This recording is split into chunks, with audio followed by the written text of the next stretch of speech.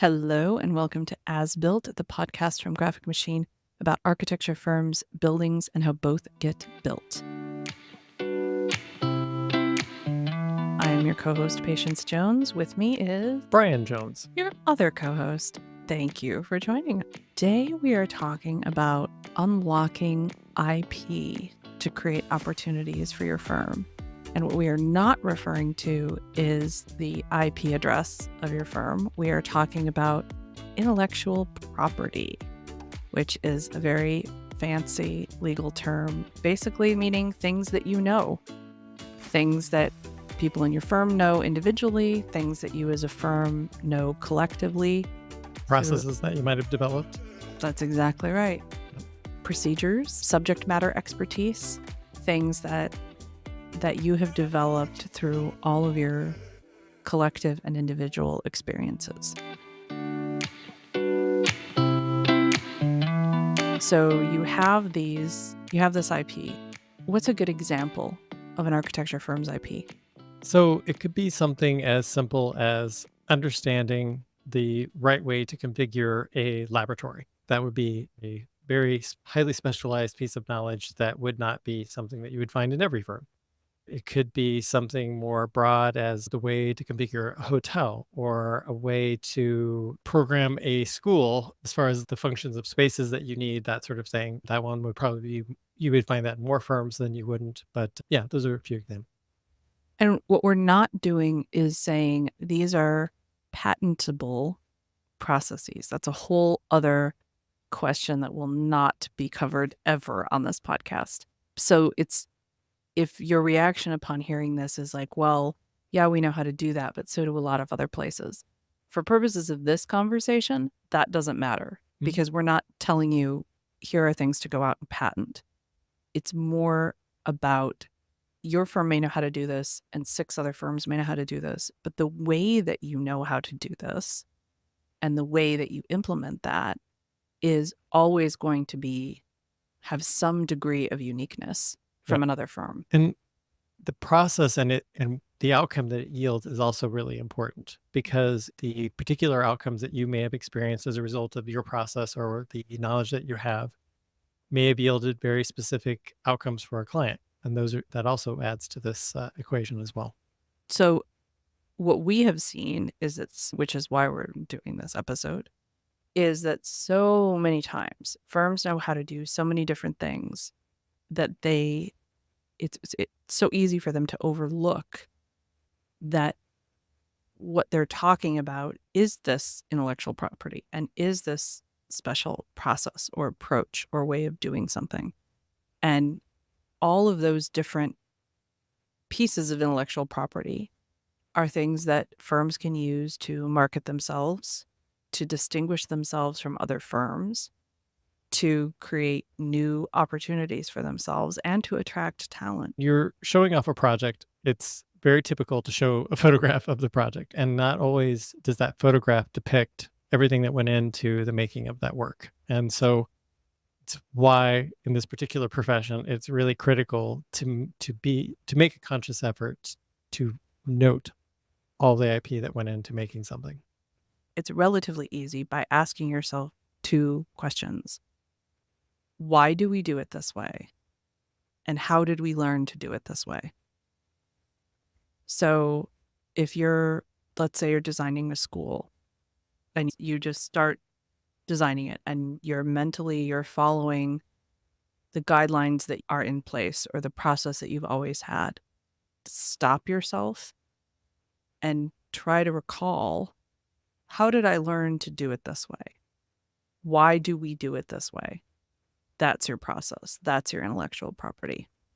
And it's key pieces of information that when you're going to get the next job are really crucial to convey. And that's the thing that's the other reason why we're doing this, is that having a clear set of information that a client that can't necessarily visualize the way that you do and helping them understand this is why we go through this process, because we get to this outcome. And this is how we guarantee that we get to this outcome, or this is how we are going to get to this outcome.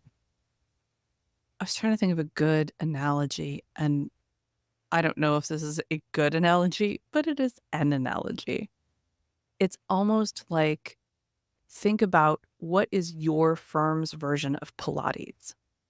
So Pilates was created for, I think his name was Joseph Pilates, for a very specific reason, which is that he was bedridden after injuries and still wanted to do exercises. And so he figured out this series of movements that would achieve strength and flexibility and that could be done even if you were immobilized to in certain ways.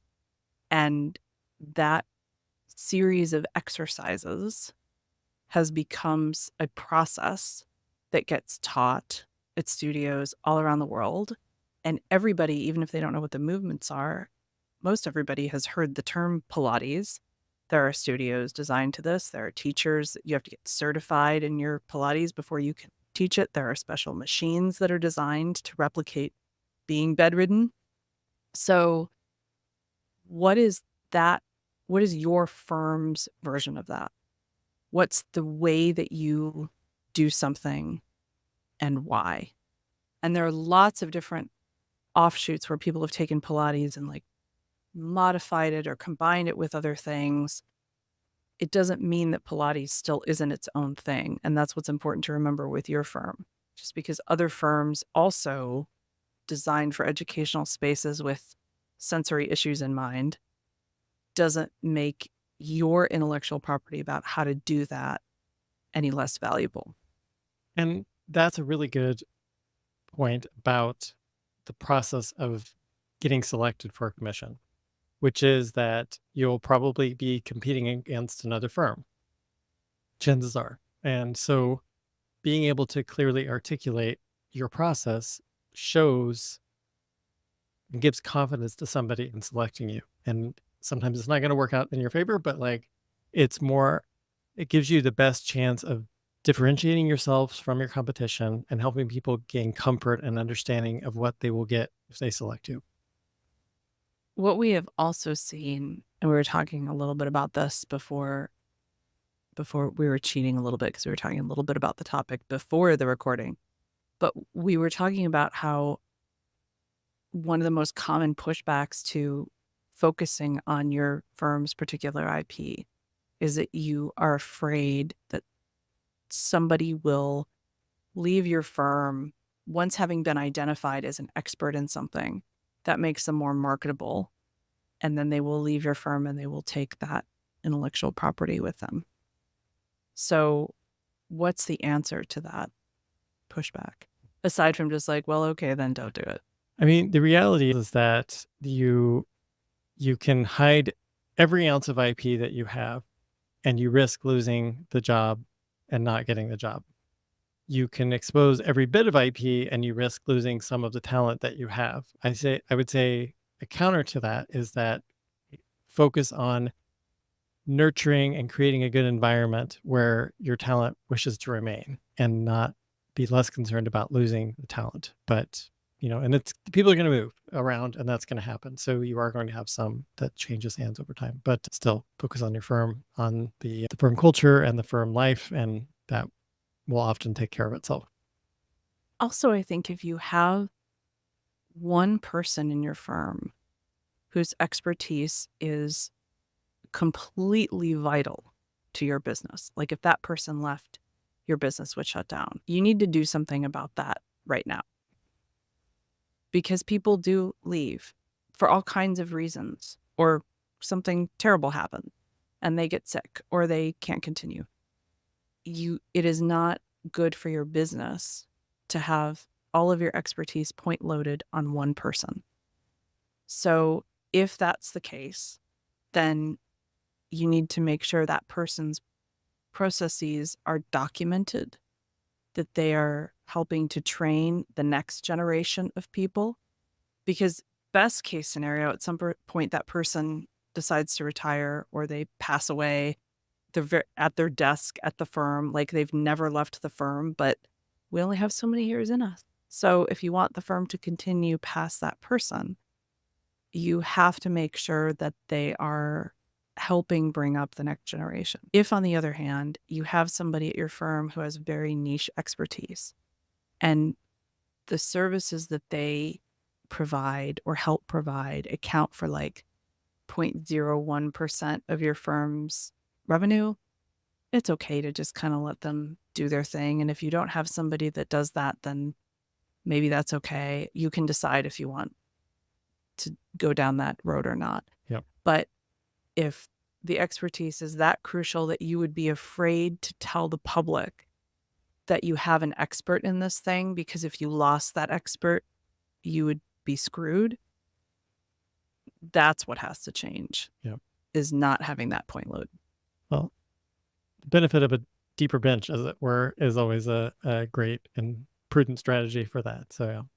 There's deeper bench, but there's also like, I don't know, like shared towels, shared oranges. What do you do on a bench that you share? But you shared something. Yep. You can have the same number of people if you've also helped them to understand, to grow them. And grow them. And they're not, if you're dealing with somebody who's been doing something expertly for 40 plus years, somebody who's just out of school, no matter how talented they are, they're just not going to be at the 40 plus year level because that's not possible.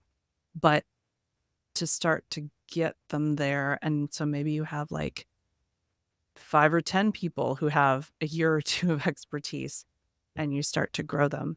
You don't have to sit there and say, well, we have this person that does this, and we have to hire 12 new people to train under her so that we're covered in case she leaves. Like, well, and what you will find too is that you add more people to the process, more refinement will happen, and more your intellectual property will grow in new ways that you didn't imagine. So it's a benefit. The benefit of mentorship is always essential to firms sustaining a firm.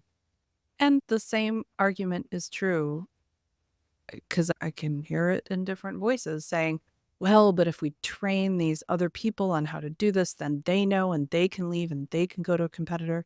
Yeah. I don't have any other answer for you. Yes. That's a possibility. That can happen. Yep.